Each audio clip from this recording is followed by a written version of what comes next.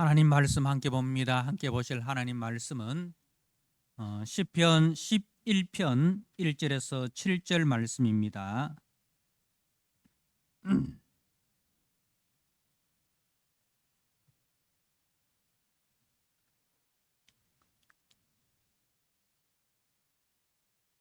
시편 11편 1절 말씀입니다.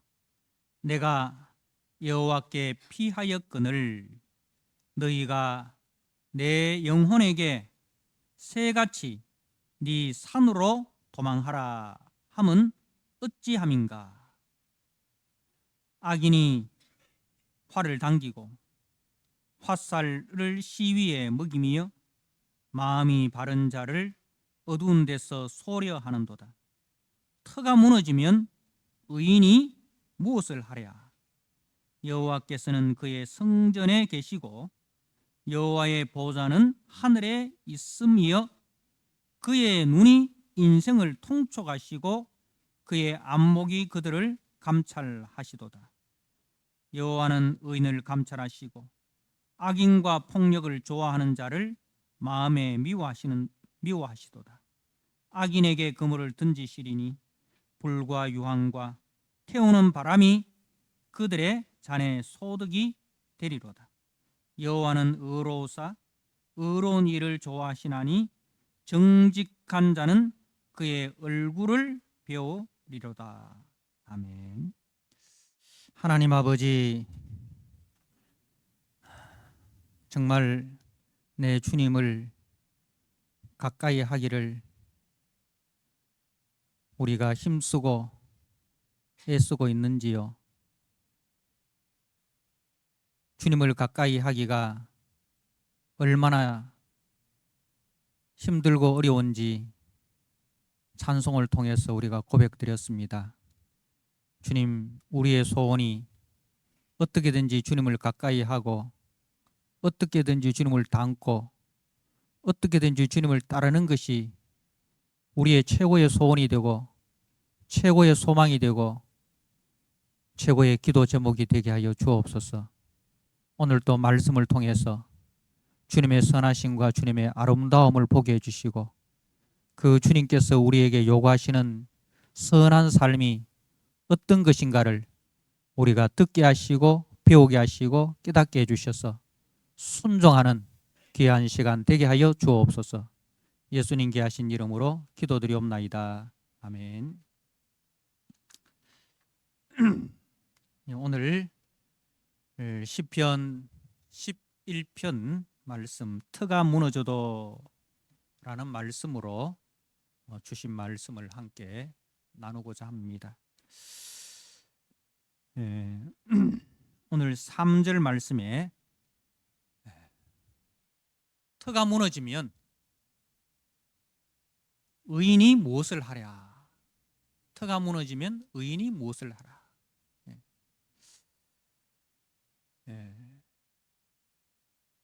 오늘 11편 그 표제를 보면 다윗의 시라 이렇게 되어 있습니다. 다윗의 탄식입니다. 다윗은 자신을 지금 자신의 모습을 이렇게 표현하고 있습니다. 사냥꾼에게 쫓기는 한 마리의 힘없고 가련한 새.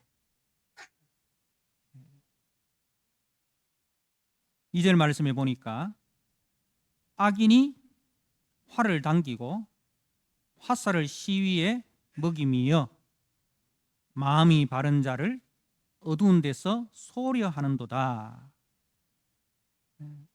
자신은 힘없는 한 마리의 새가 되어서 그 악인의 화살을 어두운 데서 소려하는 그 화살을 피해 다니는 가련한 한 마리의 새로 표현을 하고 있습니다. 이 시편 11편의 배경은 구체적으로 나와 있지는 않지만 많은 학자들은 사무엘상 23장의 사건이 이 배경이 되었을 거라 그렇게 추측을 합니다. 사무엘상 23장 말씀에 보면 23장 1절에 사람들이 다윗에게 전하여 이르되 보소서 블레셋 사람이 그 일날을 쳐서 타작 마당을 탈취하더이다 하니 이에 다윗이 여호와께 묻자와 이르되 내가 가서 이 블레셋 사람을 치리이까? 여호와께서 다윗에게 이르시되 가서 블레셋 사람을 치고 그 일날을 구원하라 하시니 다윗의 사람들이 그에게 이르되 보소서 우리가 유다에 있기도 두렵거든 하물며 그 일날에 가서 블레셋 사람들의 군대를 치는 일이니까 한지라. 다윗이 여호와께 다시 묻자온데 여호와께서 대답하여 이르시되 일어나 그 일나로 내려가라. 내가 블레셋 사람들을 네 손에 넘기리라 하신지라. 다윗과 그의 사람들이 그 일나로 가서 블레셋 사람들과 싸워 그들을 크게 쳐서 죽이고 그의 가축을 끌어오니라. 다윗이 이와 같이 그 일나 주민을 구원하니라. 아히멜렉의 아들 아비아달이 그 일나 다윗에게로 도망할 때에 손에 에봇을 가지고 내려왔더라. 다윗이 그 일나에 온 것을 어떤 사람이 사울에게 알림해 사울이 이르되 하나님이 그를 내 손에 넘기셨도다. 그가 문과 문빗장에 있는 성읍에 들어왔으니 갇혔도다. 사울이 모든 백성을 군사로 불러 모으고 그 일나로 내려가서 다윗과 그의 사람들을 애워사려 하더니. 여러분, 이 본문의 내용은 이러합니다. 지금 사울에게 다윗이 쫓기고 있는 상황입니다. 사울이 다윗을 쫓는 이유가 무엇입니까? 다윗이 무슨 범죄를 행했기 때문입니까? 아닙니다. 그죠? 네, 아닙니다. 오직 다윗이 사울과 이스라엘에 행한 일이라고는 충성과 순종밖에 없었습니다. 그런데 권력욕이 강한 사울은 그 다윗의 인기가 높아지니까 다윗을 시기하게 됩니다. 백성의 인기가 나보다 다윗에게 더 있으니 이 다윗이 나의 이제 위험 인물이다. 이렇게 해서 그 다윗을 이제 더 크기 전에 잘라버리려고 한 것이죠. 그래서 다윗은 어쩔 수 없이 사울로부터 도망을 하게 됩니다. 도망을 하는 중에 이제 어떤 소식이 들렸냐 하면 사람들이 다윗에게 전하여 이르되 보소서 블레셋 사람이 그 일날을 쳐서 그 타작 마당을 탈취하더이다. 그 일날은 어디냐 하면 다윗이 속한 유다 지파입니다. 유다 지파의 땅인데 이제 블레셋과 유다의 접경 지역입니다. 접경 지역입니다.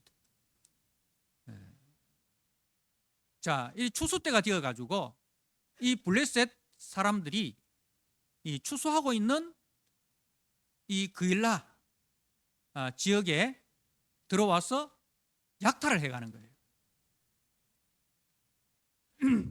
그러면은 그 일을 누구에게 보고해야 됩니까? 왕에게 보고해야 됩니다. 그죠? 여러분, 왕이 어떤 존재입니까? 왕은 하나님으로부터 하나님을 대신해서 백성을 돌보고 백성을 지키고 백성을 평안하게 이끌어가는 그 책임을 하나님으로부터 받은 자예요. 그러면은 이 그일라 지역에 블레셋이 쳐들어왔을 때 왕은 즉각적으로 군대를 동원해 가지고 이 그일라를 구원해야 될 책임이 사울에게 있는 거예요. 그런데 사람들이 누구에게 도움을 요청하고 있습니까? 사울에게 도움을 요청하는 것이 아니라 도망자 신세인 다윗에게 지금 도움을 요청하고 있다는 거예요.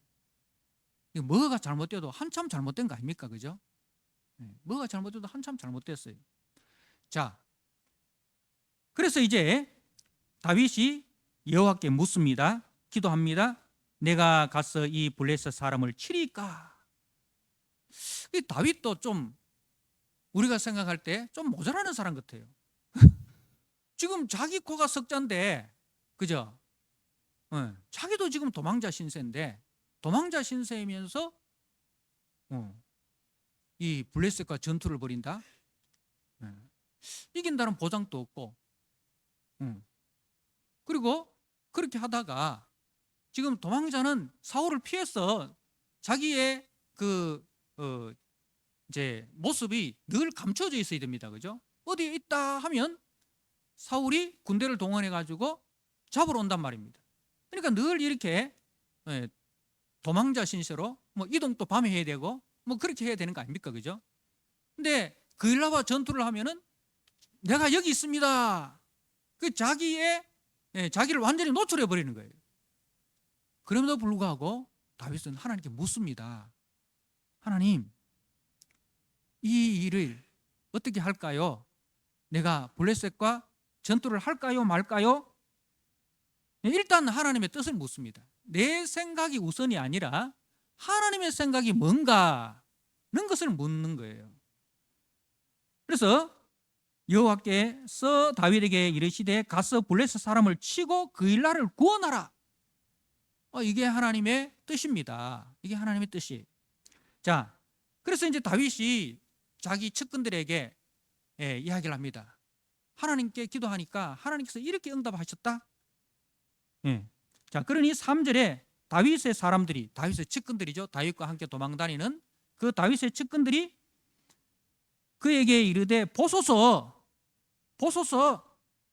말은 뭐 여기서는 보소서 이렇게 넣는데 정신 차리십시오. 이런 뜻 알겠습니까? 그죠? 지금 정신이 있습니까? 없습니까? 정신 차리십시오. 우리가 유다에 있기도 두렵거든. 지금 우리가 이 유다에 있는 게 얼마나 두려운가 아십니까? 우리가 이 도망다니면서 가슴 조이는 거 당신 모릅니까?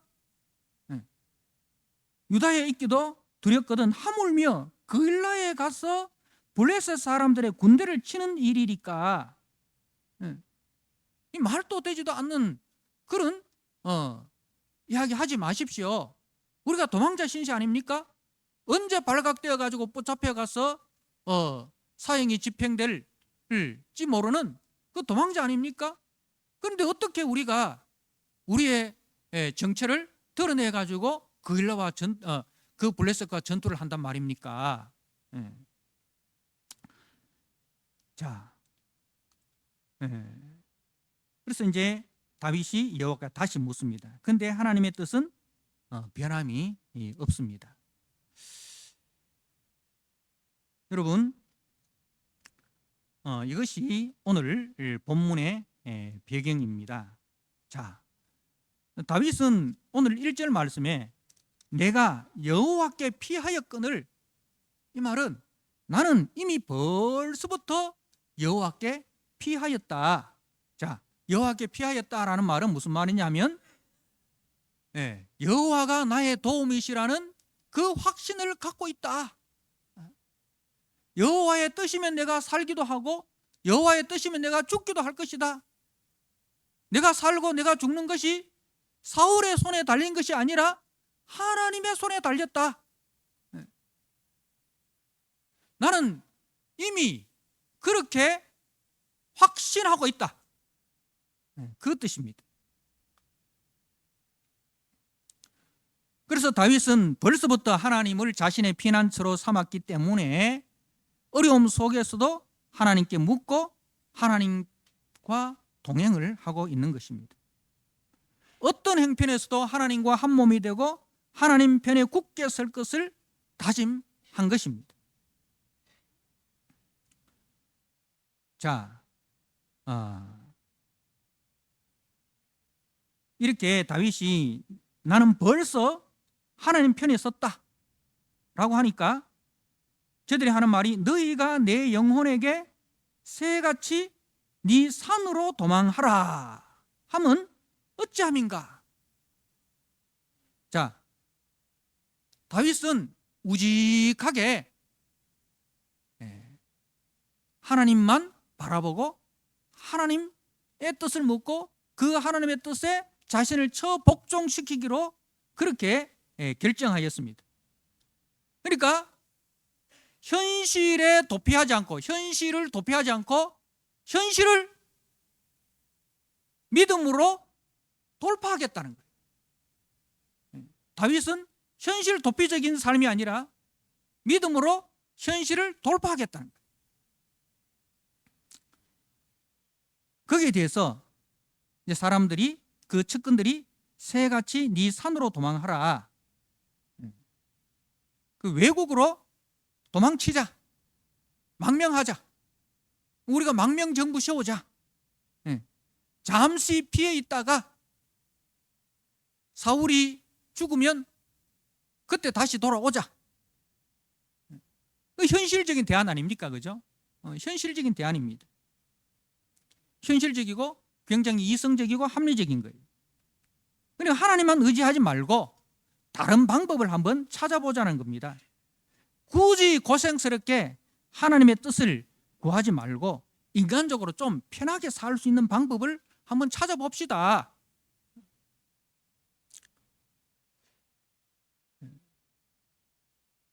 귀가 솔깃하지 않습니까? 그죠? 우리 주님께서도 이런 권유를 받으신 적이 있습니다. 주님께서 마태복음 16장에 제자들의 신앙 고백이 있었죠. 가이사라 빌립보에서 너희는 나를 누구라 하느냐? 주는 그리스도시요 살아계신 하나님의 아들입니다. 베드로의 신앙 고백이 있고 이제 우리 주님께서 자신의 고난에 대해서 말씀을 합니다. 제가 마태복음 16장 말씀을 한번 읽어드립니다.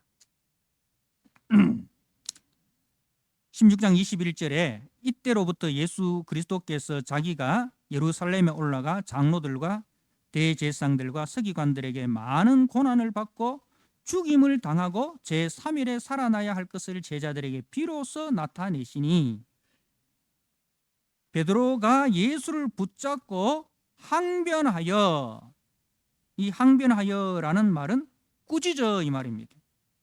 꾸짖어 이르되 주여 그리 마옵소서 이 일이 결코 죽게 미치지 아니하리다.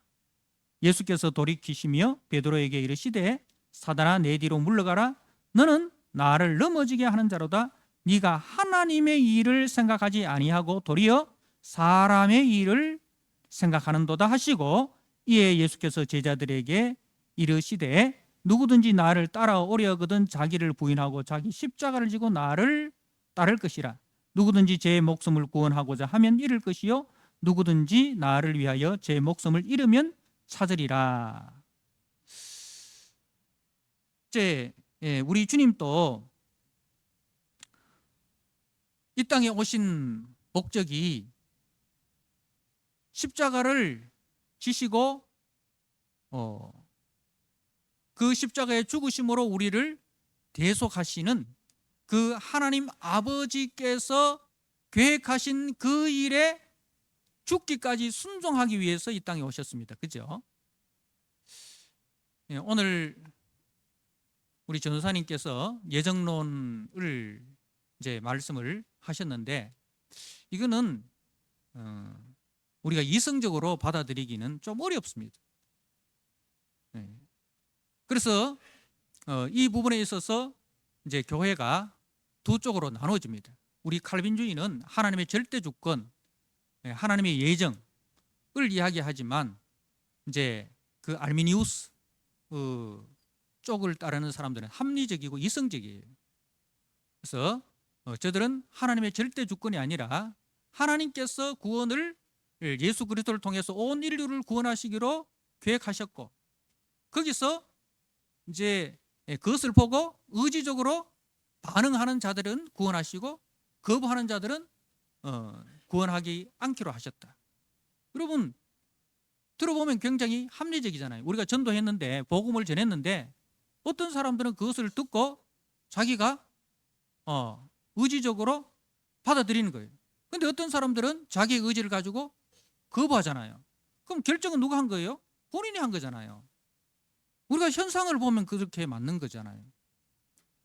그런데 아까 제가 처음에 기도할 때 뭐라고 했습니까? 허물과 죄로 죽었던 우리들이라는 거죠. 여러분, 죽은 사람한테 한 번 이야기해도 그 사람 알아듣습니까? 못 알아듣습니까? 영혼이 죽었어요. 육체가 죽었다는 게 아니라 그 영혼이 죽었어요. 그래서 영적인 일에 대해서 무감각한 사람입니다. 영적인 일에 대해서 무감각한 사람. 그 영적인 일에 대해서 아무 감각 없는 사람한테 그 이야기를 들려준다고 해서 그 사람이 알아들을 수가 없는 거예요. 쉽게 이야기해서 여러분, 죽은 사람한테 한번 이야기해 보세요. 아무리 간절하게 큰 목소리로 눈물을 흘리면서 이야기한다고 해도 그 사람이 반응합니까? 죽었는데, 여러분, 죽음이라는 것을 여러분 모릅니까? 죽음은 아무 감각이 없는 거예요. 이게 에스골 골짜기의 마른 뼈와 같은 그런 존재라는 거예요. 그런데 그 마른 뼈가 어떻게 살아있는 하나님의 군대가 됩니까? 하나님의 능력으로, 하나님의 은혜로, 그죠? 오직 하나님께서 은혜를 베푸셔서 하나님의 군대가 되는 거잖아요. 그죠? 그거예요. 하나님의 절대 주권이라는 거죠. 근데 예정은, 그러면 누구는 구원하기로 작정했고 누구는 유기하기로 작정했냐? 근데 그건 우리가 알 수가 없는 거예요. 그게 알 수 없기 때문에 우리가 전도를 하는 거예요. 알 수 없기 때문에 전도를 하는 거예요. 근데 이제 전도해서 구원받은 사람이 처음에는 내가 믿은 것 같아요. 근데 나중에 은혜를 받고 보니까, 말씀을 알고 은혜를 받고 보니까 이 큰 은혜를, 이 큰 은혜, 이 큰 사랑을 내가 결정한 게 아니고 하나님께서 은혜를 베푸셔서 내가 이 결정을 하게 되었구나. 아, 이건 전적인 하나님의 은혜구나. 그래서 예정이라는 것을 언제 아느냐? 은혜 받고 난 뒤에 그걸 아는 거예요. 은혜 받고 난 뒤에 모든 것이 주께로부터 나와서 주로 말미암아 주께로 돌아가는구나. 모든 영광은 주님이 받으셔야 됩니다. 이 로마서 11장의 고백이 거기서 나오는 거예요. 그게 예정입니다. 그 예정은 하나님께서 우리를 얼마나 사랑하셨는가는 것을 말씀하는 거예요. 그래서 이 부분에 대해서는 제가 간단하게 이야기했지만 우리 전사님을 한번 여러분들 전도회나 순회에서 초청하셔서 궁금한 거 있으면 한번 꼭 들어보십시오. 마음에 의심을 마음에 넣어두지 마시고 그 예정에 대해서, 하나님의 절대 주권에 대해서 이 교리를 여러분 명쾌하게 정리를 하고 넘어가시길 바랍니다. 자, 이제 예수님께서 십자가에 죽으시기 위해서 이 땅에 오셨다는 것은 그 예수님께서 그 십자가에 죽으심을 통하지 않고는 우리가 구원받을 방도가 없다는 거예요. 예수님께서 자기 생명을 대신 내어주시고 우리를 값으로 사지 않고는 우리가 구원받을 방도가 없기 때문에, 유일한 방도이기 때문에 예수님께서 십자가 대속으로 오셨다는 거죠. 그런데 베드로가 뭐라고 이야기합니까? 주여 그리 마옵소서.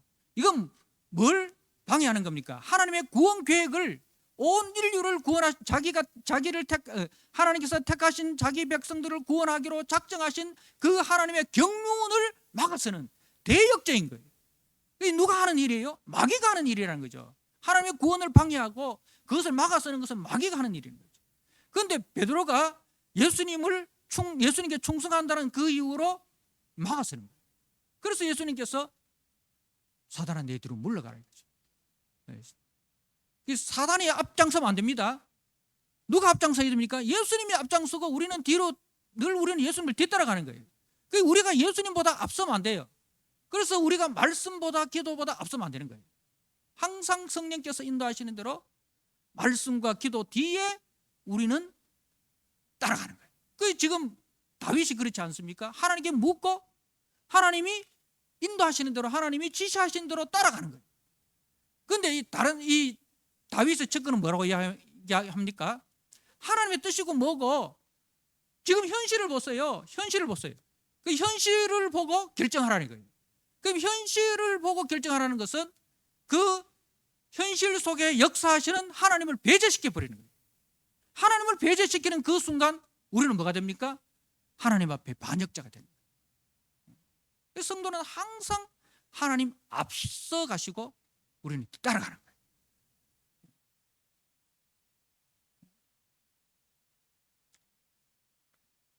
그래서 네 산으로 도망하라.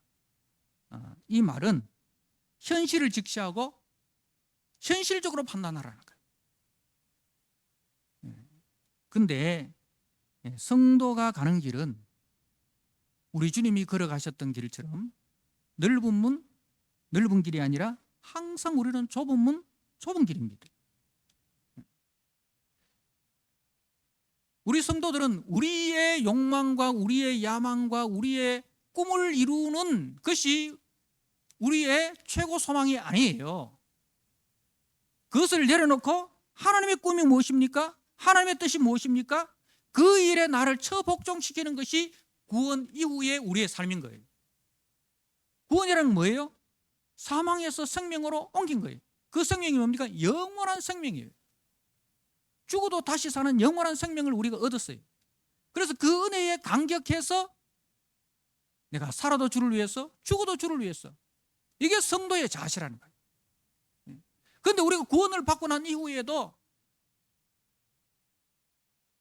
현실을 보고 그 현실의 문제 앞에 하나님을 배제시키고 인간적인 생각, 인간적인 판단을 앞장세운다면 그것은 하나님 없는 삶을 사는 거예요.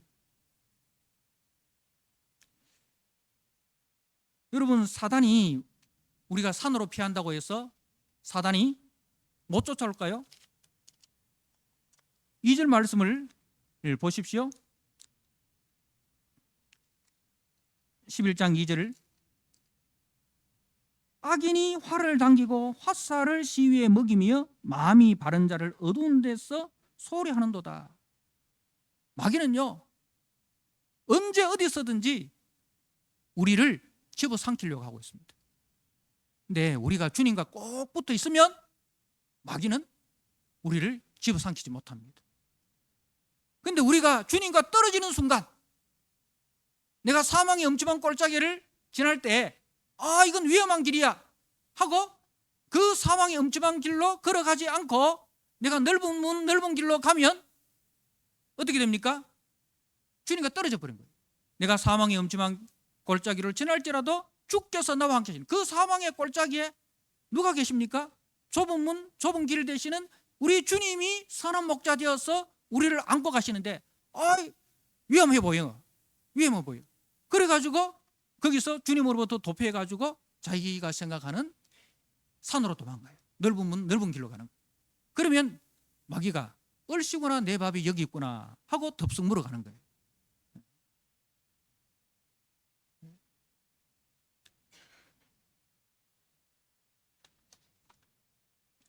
사랑하는 성도 여러분, 터가 무너지면 의인이 무엇을 하랴? 이게 이제 측근들이 하는 말이죠. 터가 무너졌습니다.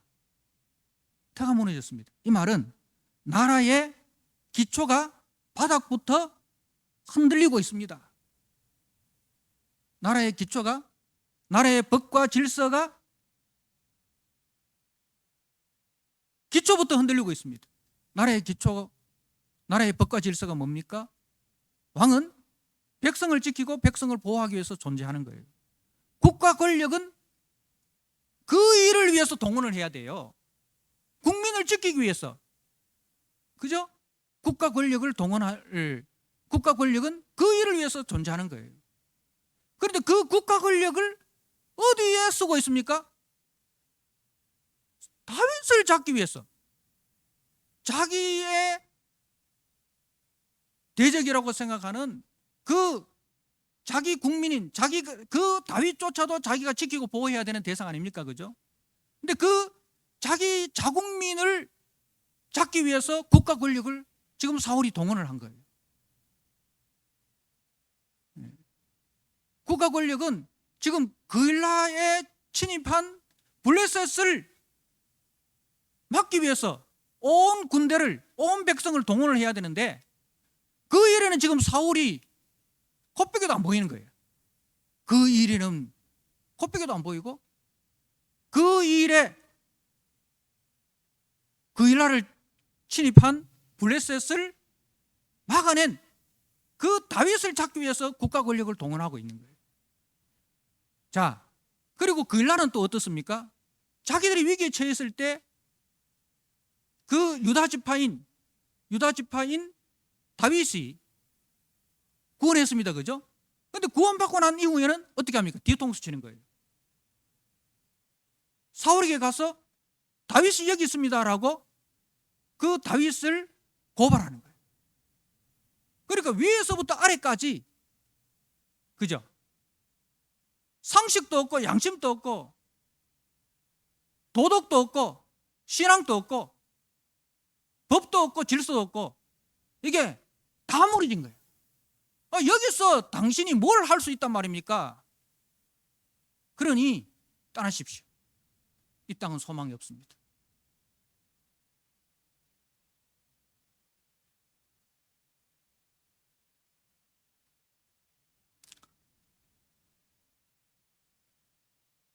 여러분, 이 일이 다윗 때만 있었던 게 아니고 아담이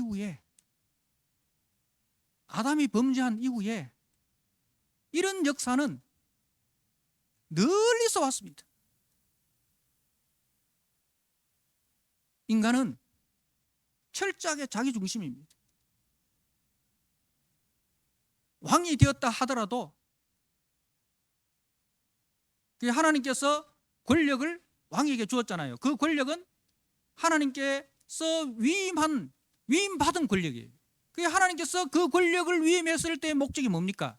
하나님을 대리해서 이 땅을 공의와 정의로 통찰하는 거예요. 악인에게는 벌을, 선인에게는 상을 공정하게 법을 집행하라고. 하나님의 그 권세를 가지고 공정하게 그렇게 하라고. 그런데 그 권력을 위임받은 종들이 그걸 자기 마음대로 사유한 거예요.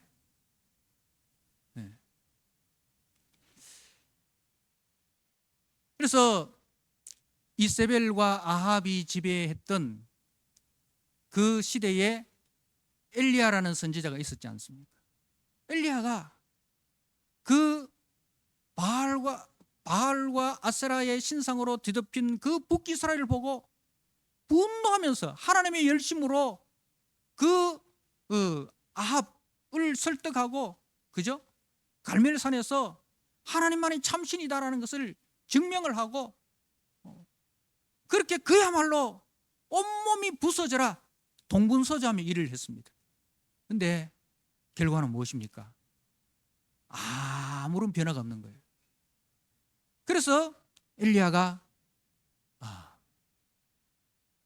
저 남쪽 부엘세바까지 내려가서 그 광야의 자그마한 로뎀 나무 아래에 들어가서 하나님 앞에 뭐라고 이야기합니까? 하나님, 죽여주십시오. 죽는 것이 사는 것보다 낫습니다.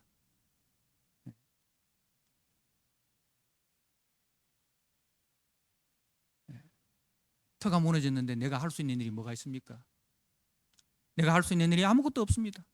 내가 앞만 발버둥 쳐봐도 아무런 변화가 없습니다. 주님, 절망과 단식 속에서 엘리야가 하나님 앞에 그렇게 죽기를 강구합니다. 그런데 하나님의 말씀이 뭡니까?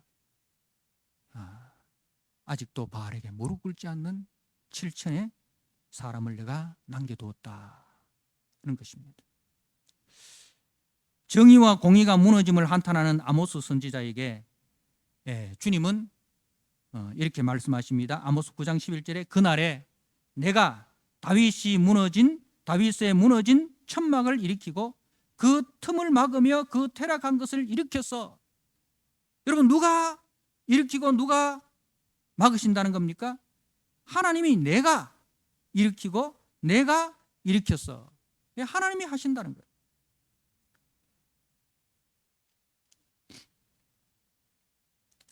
우리의 터는 이 세상의 법과 질서가 아닙니다. 우리의 터는 어디입니까? 에베소서 2장 20절에 너희는 사도들과 선지자의 터 위에 시험을 입은 자라. 너희는 사도와 선지자의 터, 바로 복음의 터, 예수 그리스도 위에 그 말씀과 그 나라 위에 세워졌다는 겁니다. 디모데후서에 보면 바울이 이렇게 이야기합니다. 아시아에 있는 모든 사람이 나를 버린 일을 네가 안 하니. 아시아에 있는 모든 사람이 나를 버렸지만은 그러나 하나님의 견고한 터는 섰으니. 그러나 하나님의 터가 무너진 게 아니야. 나는 버림을 당했지만 하나님의 터가 무너진 거 아니야. 하나님의 터는 견고하게 섰다는 겁니다.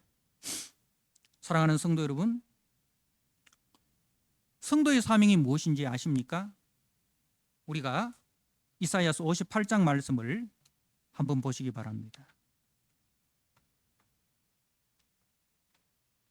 이사야서 58장 12절 말씀, 우리 같은 목소리로 한번 읽어보도록 하겠습니다.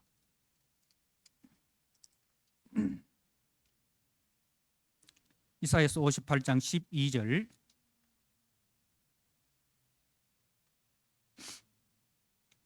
같이 읽겠습니다. 네게서 날 자들이 오래 황폐된 곳을 다시 세울 것이며 너는 역대에 파괴된 기초를 쌓으리라니 너를 일으켜 무너진 데를 보수하는 자라 할 것이며 길을 수축하여 거할 곳이 되게 하는 자라 하리라. 여러분, 우리는 오래 황폐된 곳을 다시 세우는 하나님 나라의 건축자입니다.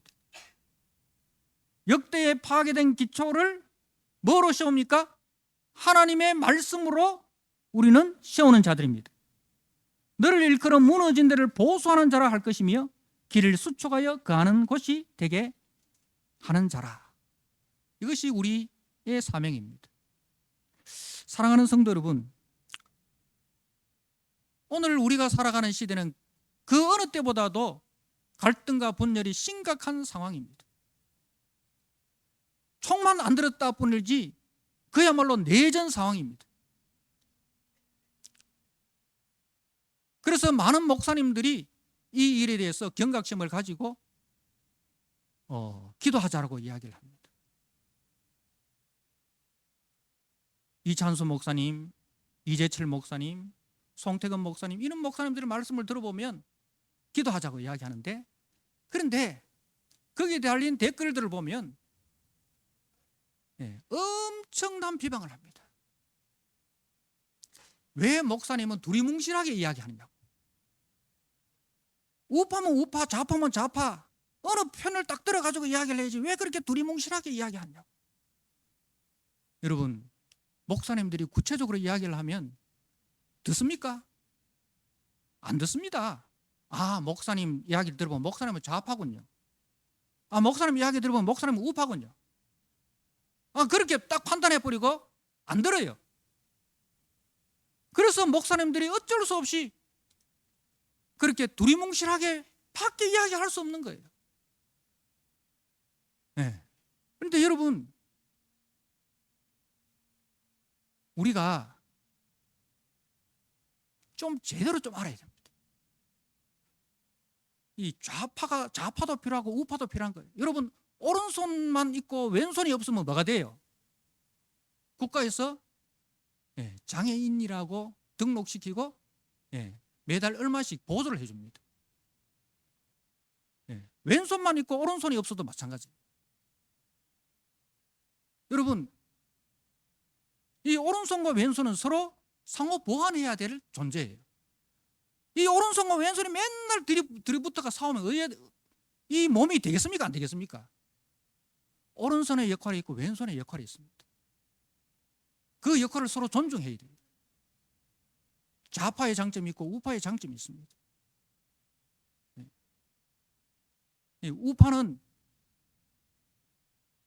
우파의 장점이 뭡니까? 보수하자는 거잖아요. 안정적인 거, 질서, 안정, 그리고 자유, 그리고 공동체.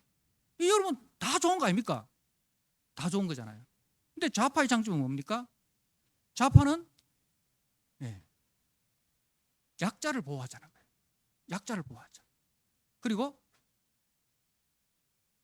우리가 약자를 보호하기 위해서 잘 분배를 해야 된다. 그죠? 그리고 개인을 또 우리가 존중하자. 그리고 우리는 평등. 여러분 다 필요하잖아요. 이게 서로 싸울 일입니까? 그러니까 우리는 진보도 필요하고 보수도 필요하고 좌파도 필요하고 우파도 필요한 거예요. 근데 성향은 우리가 좌파일 수 있고 우파일 수 있어요. 성향적으로. 왜? 모든 사람이 살아온 그 삶의 환경이 다르잖아요. 우리 어른들은 우파 쪽으로 갈 수밖에 없어요. 왜? 우리나라의 그 상황이 6.25라는 그 공산 북한으로부터 엄청난 피해를 입었기 때문에 그 우파적인 성향을 가질 수밖에 없어요. 그런데 젊은 사람들은 또 그게 아니에요. 젊은 사람들은 또 진보적인 그런 생각을 가질 수밖에 없는 그런 환경이 있어요. 왜? 세월호라는 그런 엄청난 우리의 친구들이 죽어가는데 국가가 한 게 뭐냐? 그 약자에 대한 그 배려와 존중, 그런 그 생각들이 있어요. 근데 그걸 서로 이해를 해야 돼요. 서로 이해하고. 근데 그게 싸울 일이 아니잖아요. 근데 우리가 또 지도자는요, 우리가 지도자의 종이 아닙니다. 우리 헌법이 뭘 이야기합니까? 보면 대한민국은 민주공화국이다. 이 말은 백성이 주인이라는 거예요. 시민이 주인이라는 거예요. 대통령이 주인이 아니에요. 대통령과 국회의원은 우리를 대신해서 일하라고 뽑은 우리의 종이에요. 국민의 종이, 시민의 종이에요. 그런데 우리가 지도자를 어떻게 생각해요? 우리의 주인이라고 생각하는 거라. 윤석열 대통령의 내가 종이고, 윤석열 우리 주인이고, 이재명 대표가 우리의 주인이고, 나는 이재명의 종이고, 바꿔야 돼요. 윤석열 대통령 우리의 종이에요. 우리를 위해서 일하는 거 우리가 뽑아준 종이에요. 이재명 대표도 마찬가지. 그런데 그분들을 우리의 주인으로 모시고 있는 거야. 주인으로 모시고. 그게 우리의 아들, 딸처럼 소중하게 생각하는 거야. 소중하게 생각하는 거야. 여러분, 그래서 이제 윤석열 대통령 욕하면 누굴 욕하는 것 같아? 내 아들, 딸 욕하는 것처럼 들리는 거야. 이재명 대표 욕하면 내 아들, 딸 욕하는 것처럼 들리는 거예요. 그러니까 대화가 안 돼. 막 감정 싸움이 되는 거예요. 그러니까 이게 정치 이야기를 하려면 뭔가 좀 제대로 알고 이성적으로 합리적으로 이야기를 해야 되는데, 정치 이야기를 하는 순간 우리 감정이 먼저 앞서버리는 거예요. 그리고 온갖 그 잘못된 정보와 생각들이 뒤섞여 가지고 서로의 정보를 교환하는 거예요. 그런데 그 정보가 서로 잘못된 정보를 교환하니까 그게 소통이 될 리가 있습니까? 싸움밖에 안 되는 거라. 그래서 설날에 모여가지고 정치 이야기 하지 말라는 이야기가 거기 있는 거예요. 왜? 하락하면 제대로 된 글을 읽고 그 글 안에서, 내용 안에서 우리가 토의해보자. 이러면은 또 거기서 좀 심판을 볼 수 있는 좀 사람이 있고 이러면은 대화가 되는데, 이거는 그야말로 난장판이 되는 거예요. 그럴 바에는 차라리 이야기하지 말고 떡국이나 먹고 집에 가라 이 말입니다. 잘못하다가는 떡국도 못 먹고 그냥 얼굴 붉히고 갈 수밖에 없다 이거예요. 그래서 우리가 이 법과 질서 참 중요하죠. 그런데 인류 역사상 아담 이후에 그래도 이 민주주의가 최고로 인간이 만든 제도 중에서는 최고의 제도예요. 최고의 제도가 민주주의입니다. 온갖 제도를 다 실험해 봤잖아요. 그죠? 다 실험해 봤는데 민주주의가 최고의 그건데 또 인간이 만든 모든 제도에는 다 약점이 있고 단점이 있습니다. 왜? 인간 자체가 변화되지 않는 인간 자체 속에 이 죄성이 있기 때문에 어떤 완벽한 제도를 만들어줘도 여러분 인간이 만든 제도 중에 가장 좋은 가장 좋은 제도라고 생각되는 게 뭐였습니까? 공산주의, 사회주의. 이것만큼 좋은 제도가 어딥니까? 공동 노력해서 공동 분배한다는데 얼마나 좋은 제도입니까? 근데 공산주의가 강조한 게 뭐예요? 인간의 죄인이라는 거예요. 인간이 죄인이라는 이 사실을 몰라. 하나님을 배제시켜 버렸어요. 유물론, 물질이 중심입니다. 그러니까 공산주의는 망할 수밖에 없는 거예요. 망해야 되는 거예요. 그런데 민주주의도 단점이 있습니다. 하나님이 만드신 것 외에는 다 약점이 있고 단점이 있어요. 인간 자체가 변화되지 않고는 어떤 제도, 어떤 법을 만들어도 안 돼요. 그래서 우리는 오늘 말씀에 있는 것처럼 하나님의 사랑으로 하나님 나라의 가치와 하나님 나라의 기준입니다. 하나님 나라 가치와 하나님의 기준은 뭡니까? 강자는 약자를 보호하고 약자는 강자를 존중하고, 그죠? 서로 다름을 인정하고, 성향은 다르지만 그 다른 성향을 내가 수용할 수 있는 성품을 길러야 돼요. 성향과 성품은 다릅니다. 우리는 아까도 이야기했는 것처럼 자라온 그 환경과 문화에 따라서 좌성향이 강한 사람도 있고 우성향이 강한 사람도 있고, 또 이게 한쪽으로 고정되어 있는 게 아니고 어떤 부분에서는 내가 좌성향이지만 어떤 부분에 있어서는 내가 우성향입니다. 왔다 갔다 합니다. 이 콘크리트가 아니에요. 이 왔다 갔다 하는 이거는 생물체예요. 그런데 내하고 생각이 다른 그 사람을 내가 존중할 수 있는 그런 성품을 길러야 돼요. 그런데 우리는 성품은 안 기르고 성향만 강해지니까 이게 부딪히는 거라. 성품은 뭐예요? 내가 내하고 다르지만 내가 네 생각을 존중해 줄게. 다른 게 틀린 게 아니잖아요. 빨간 거하고 파란 게 틀린 게 아니잖아요. 다른 거잖아요. 다른 것이 이렇게 모이면 조화가 이루어지고 그 속에서 아름다움을 이루어지잖아요. 그죠? 그래서 서로 존중하는 사회, 오른손과 왼손이 서로 존중하는 사회, 그런 사회를 만들어가는 것이 우리 기독교의 책임입니다. 우리는 이 갈등과 분열 속에서 바로 그런 상호 조화롭게 상호 존중하면서 살아갈 수 있는 그것이 그리스도의 사랑이라는 거죠. 내가 죽어서 너를 살릴 수 있다면 나 그 일을 하겠다. 내가 낮아져 네가 높아진다면 나는 그 일에 내가 헌신하겠다. 그런 그 그리스도의 사랑과 그리스도의 헌신을 우리가 보여줄 때 무너진 가정이 세워지는 거예요. 가정이 왜 무너집니까? 아버지와 엄마가 서로 자기 주장만 하다 보니까 무너지는 거예요. 그런데 아버지가 어머니를 용납하고 어머니가 아버지를 받아들일 때, 그죠? 그 속에서 사랑이 싹트고 그 가정이 세워지는 거예요. 그래서 우리 그리스도인들은 바로 그런 일을 위해서 부름을 받았습니다.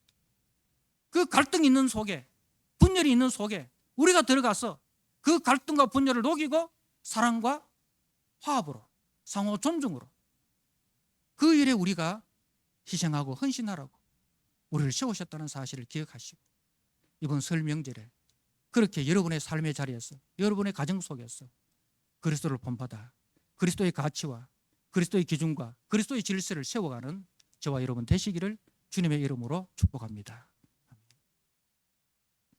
아버지 하나님, 세상의 틀은 아담 이후부터 언제나 무너졌습니다. 이 틀을 세울 수 있는 유일한 방법은 바로 그리스도가 터가 되는 세상입니다. 하나님 아버지, 우리는 복음의 터 위에서 세움을 받았습니다.